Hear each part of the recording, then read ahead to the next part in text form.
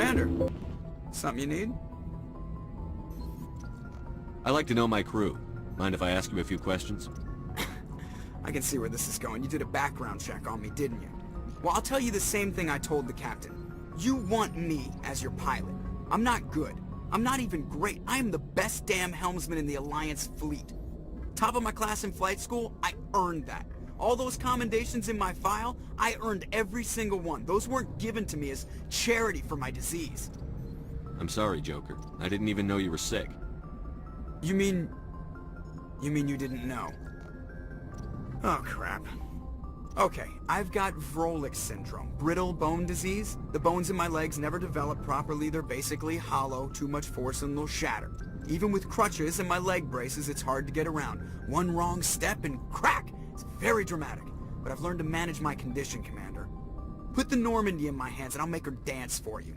Just don't ask me to get up and dance unless, you know, you like the sound of snapping shin bones. Why does everyone call you Joker? It's a lot shorter than saying Alliance Flight Lieutenant Jeff Moreau. Plus, I love to make little children laugh. You're dodging the question. Look, I didn't pick the name. One of the instructors in flight school used to bug me about never smiling. She started calling me Joker, and it stuck. Why didn't you ever smile? Hey, I worked my ass off in flight school, Commander. The world's not gonna hand you anything if you go around grinning like an idiot. By the end of the year, I was the best pilot in the academy. Even better than the instructors, and everybody knew it. They'd all got their asses kicked by the sickly kid with the creaky little legs. One guess who was smiling at graduation? I need to know more about this Vrolik syndrome if I'm putting my ship in your hands. Yeah, of course you do. It's an extremely rare condition. Nobody knows exactly what causes it. Genetic, maybe. It's treatable, but there's no cure. They classify my case as moderate to severe. I was born with over a dozen fractures, hip, thighs, ankles. My bones were already breaking in the womb. 100 years ago, I wouldn't have survived past my first year. Lucky for me, modern medical science has turned me into a productive member of society. I'm not trying to make you uncomfortable. Let's talk about something else. Whatever you want, Commander. How's the Normandy performing? Is she everything they said she'd be? She's the best ship in the fleet. If you've got a pilot who knows how to handle her. Balance isn't what you'd expect.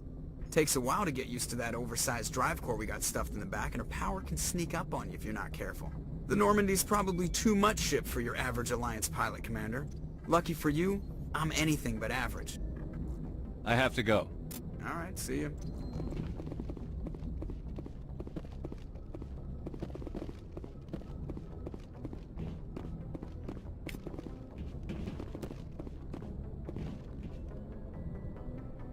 If anyone has to take over for Captain Anderson, I'm glad it's you.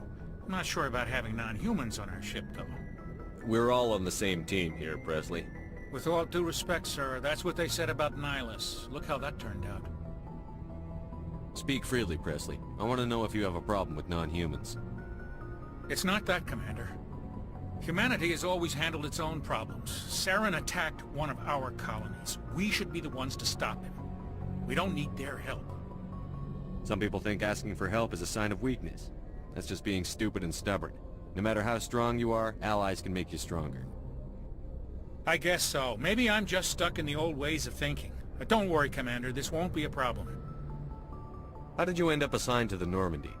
I signed up with the Alliance as a navigator right out of school, following in my grandfather's footsteps, I guess. My first posting was on the Agincourt.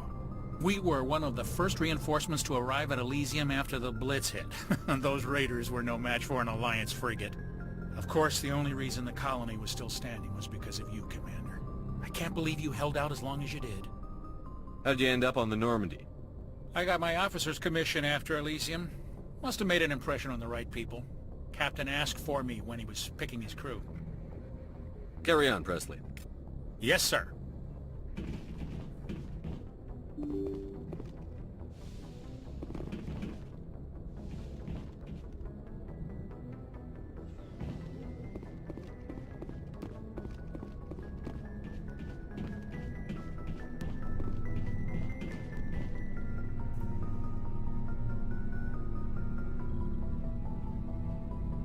Anything you need, Commander? Just trying to get a sense of where the crew's at. Thoughts? I've wasted enough of your time for now, Commander. We'll have time for personal debriefings later. What's your opinion on the last mission? I don't see how we could have done things any better. At least not without getting to Eden Prime sooner. And we were on the scene faster than any other Alliance ship could have been. We'll talk another time, Lieutenant. Commander?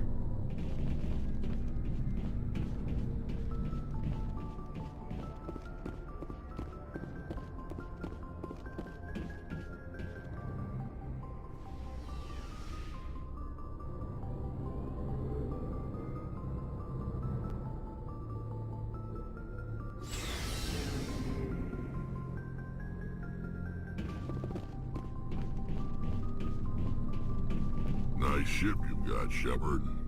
What can I do for you? What's your story, Rex?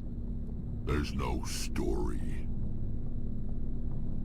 Go ask the Quarian if you want stories.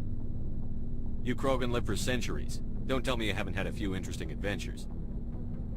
Well, there was this one time the Turians almost wiped out our entire race. That was fun. I heard about that. You know, they almost did the same to us. It's not the same. It seems pretty much the same to me. So your people were infected with a genetic mutation? An infection that makes only a few in 1,000 children survive birth? And I suppose it's destroying your entire species? I suppose it isn't all the same. I don't expect you to understand, but don't compare humanity's fate with the Krogan.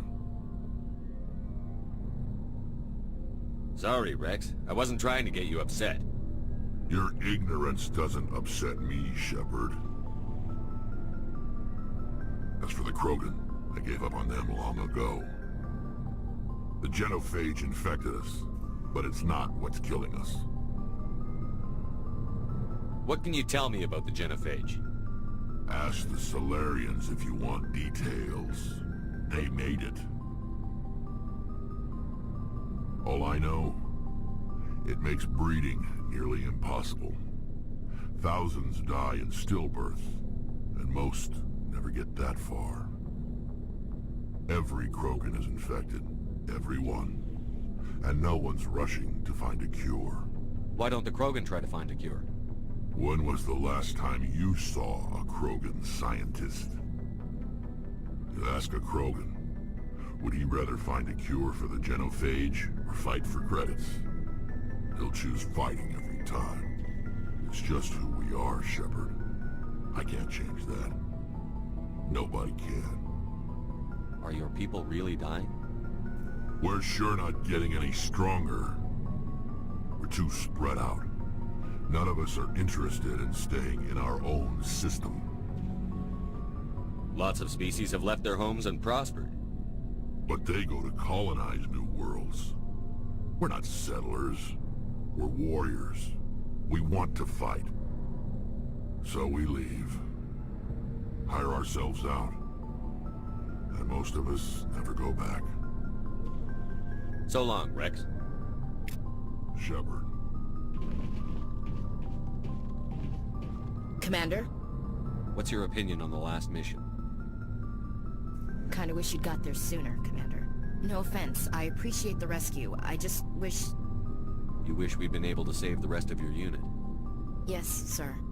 If I had been more alert, we wouldn't have been cut down by an ambush. The Geth are perfect ambushers. They don't move, they don't make noise, they don't even breathe. Sir, they have flashlight heads.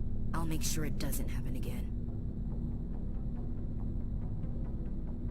Dismissed, Chief. Sir.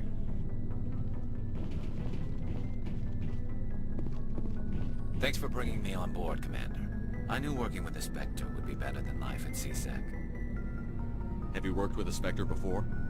Well, no, but I know what they're like. Spectres make their own rules. You're free to handle things your way. At CSEC, you're buried by rules. The damn bureaucrats are always on your back. For the most part, the rules are there for a reason. Maybe. But sometimes it feels like the rules are only there to stop me from doing my work. If I'm trying to take down a suspect, it shouldn't matter how I do it, as long as I do it. But CSEC wants it done their way. Protocol and procedure come first. That's why I left. So you just quit because you didn't like the way they do things? There's more to it than that. It didn't start out bad, but as I rose in ranks, I got saddled with more and more red tape. C-Sec's handling of Saren was typical. I just couldn't take it anymore. I hate leaving. I hope you made the right choice. I'd hate for you to regret it later. Well, that's sort of why I teamed up with you. It's a chance for me to get off the Citadel, see how things are done outside C-Sec.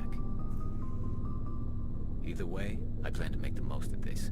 And without C-Sec headquarters looking over my shoulder, well, maybe I can get the job done my way for a change. If getting the job done means endangering innocent people, then no. We get the job done right, not fast. Got it? I wasn't trying to. I understand, Commander.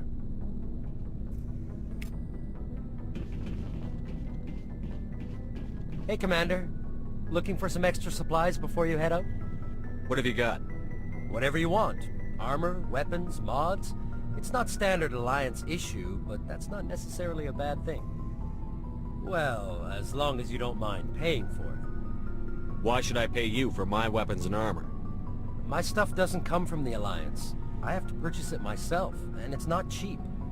Hell, the licenses alone have set me back more than I'd like. But no licenses, no goods.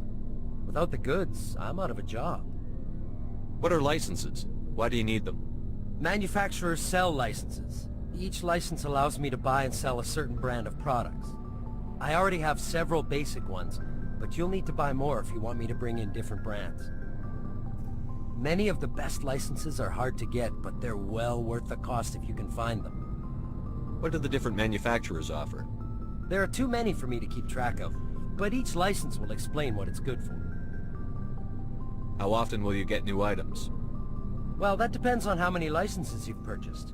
But I'll rotate items on a regular basis regardless. And anytime we land someplace with a big enough port, I'll buy, sell, and trade whatever I can. Check back often. I need to move items quickly, so only the most basic items will be stocked consistently. Not right now, thanks. No problem. Keep checking back.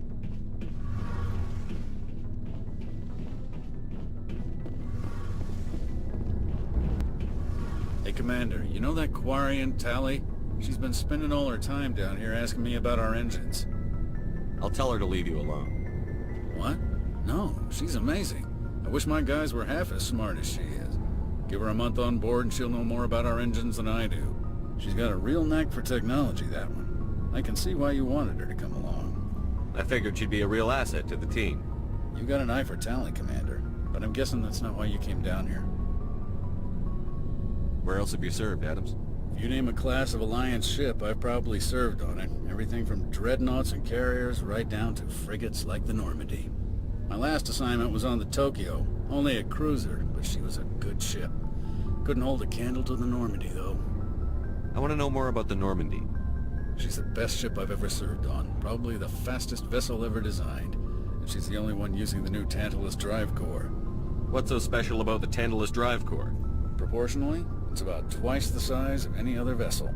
Not only are we faster, but we can run at FTL speeds longer before we have to discharge the core. Fill me in on the IES stealth systems. How does it work exactly?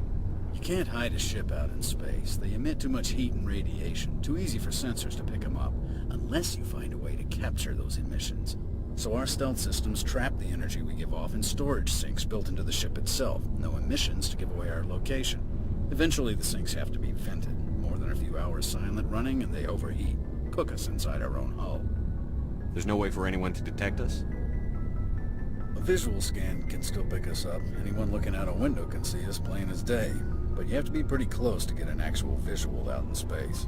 Most vessels rely on scanners. As long as the stealth systems are engaged, they can't see us. Not unless we accelerate to FTL speeds. Why doesn't it work with faster-than-light travel? Cranking up to FTL blue shifts our emissions, pushes them into frequencies too high to capture in the sinks. As soon as we make the jump, it's like setting off a flare. Sensors can pick up our location whenever we enter or exit FTL flight, but for short-range missions, our stealth systems are amazing, and we've got the only one. Carry on, Adams. Aye, aye, Commander. Your ship's amazing, Shepard. I've never seen a drive core like this before.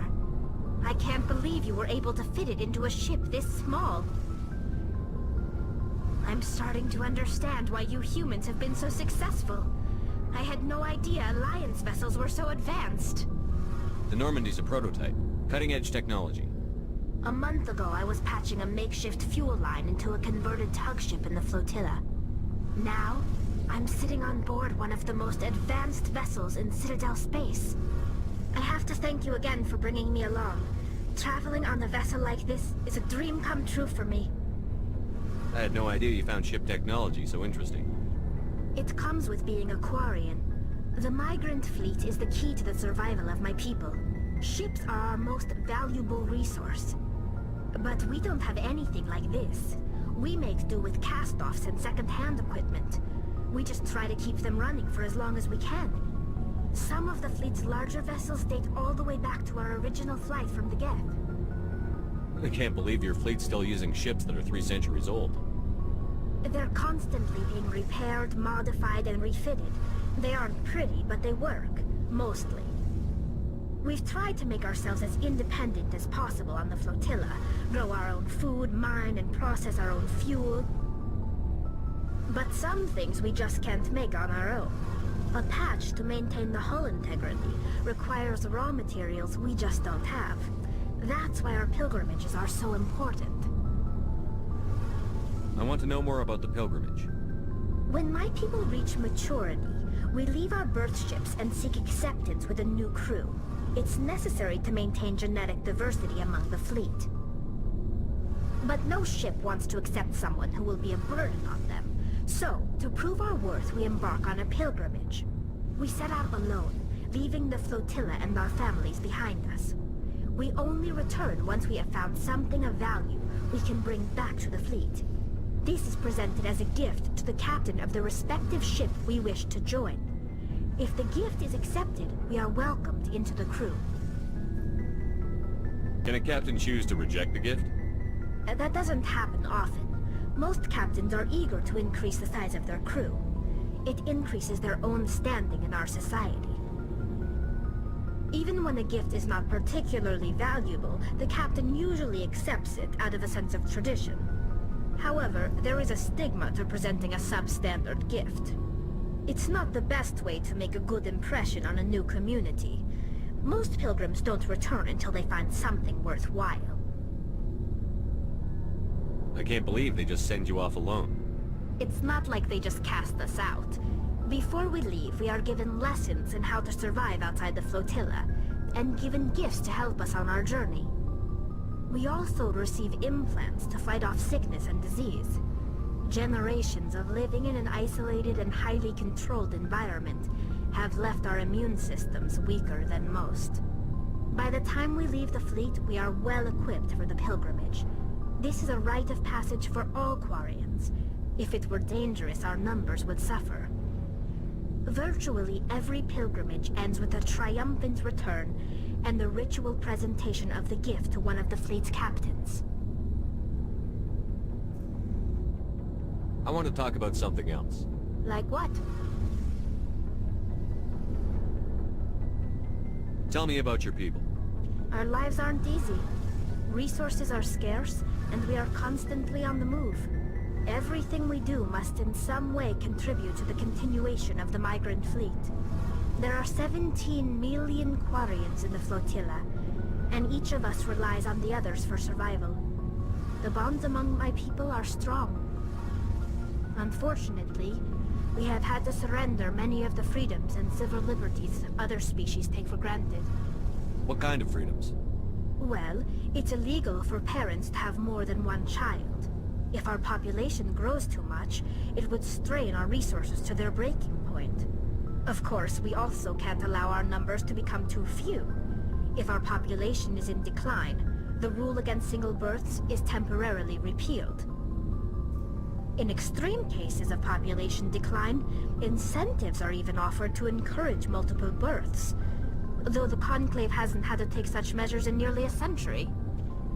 That's your government. The Conclave is our civilian branch of government. Each ship can elect a representative to serve on the Conclave and make decisions that affect the fleet as a whole.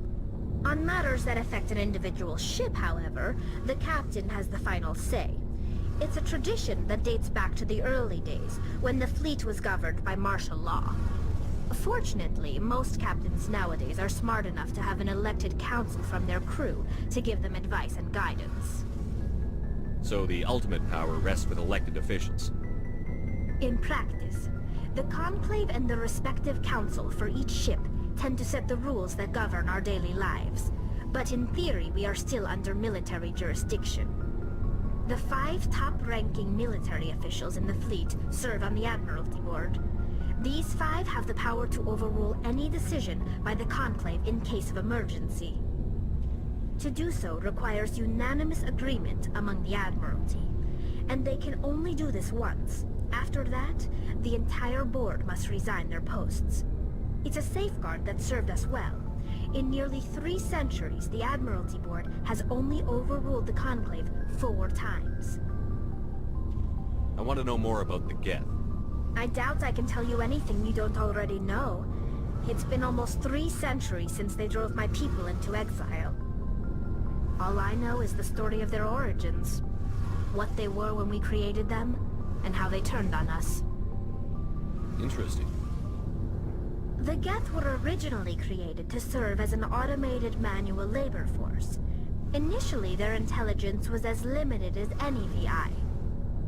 Over time, we made small modifications to their programming to allow them to perform more varied and complex tasks, bringing them closer and closer to true AI status. How come the Council didn't step in and stop you? This wasn't true AI research. We may have been skirting the bounds of the law, but we never did anything that was actually illegal. The changes were so insignificant, so gradual, that we were able to control them. Or so we thought. But one thing we underestimated was the power of the neural network. A million Geth thinking simultaneously created an inherently unstable matrix. So, the Geth share brain power? Many of the Geth's logic systems were designed to work in concert with other nearby Geth. Basically, the more of them you have in the group, the smarter they are. So there's some sort of group consciousness? No, nothing like that. They cannot share sensory data or information. Their programming cannot handle that much simultaneous input. Each Geth maintains an individual awareness and identity. The neural network only operates on a process-based level. It's basically the synthetic equivalent of a subconscious. But when they're in close proximity, they can coordinate low-level functional processes, freeing up more capacity for original or independent thought. What made them rebel? As we built more and more Geth, their effective intelligence became more sophisticated, more abstract. One day, a Geth began to ask its Quarian overseer questions about the nature of its existence. Am I alive? Why am I here? What is my purpose? As you can imagine, this caused a near panic among my people. I don't see what's so bad about those questions. The Geth were created to engage in mundane, repetitive, or dangerous manual labor. That's fine for machines, but it won't satisfy a sentient being for long. The Geth were showing signs of rudimentary self-awareness and independent thought. If the Geth were intelligent, then we were essentially using them as slaves. It was inevitable the newly sentient Geth would rebel against their situation. We knew they would rise up against us, so we acted first. A general order went out across all Quarian-controlled systems to permanently deactivate all Geth. The Geth responded to this order violently. You can't blame them for fighting for their survival. We had no other choice. The Geth were already on the verge of revolution. By acting quickly, we had a chance to end the war before it began. The hope was that most of the Geth would still be little more than machines, incapable of organized resistance. But they had progressed much further than anyone anticipated. The war was long and bloody. Millions upon millions of Quarians died at their hands. In the end, we were forced to flee our own homeworld. We feared the Geth would pursue us, but they never came beyond the Veil. Now we drift through space, exiled, searching for a way to reclaim what was once ours.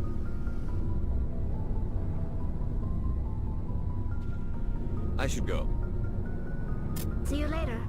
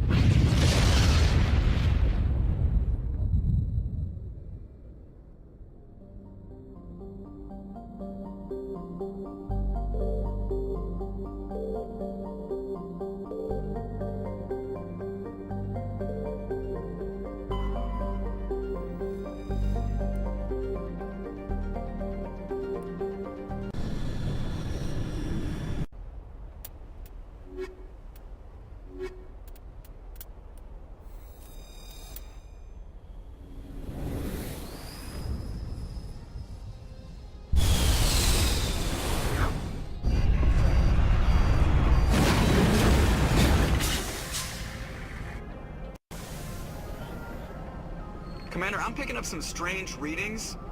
Really strange, like off the damn charts. It looks like it's coming from an underground complex a few clicks away from the drop zone.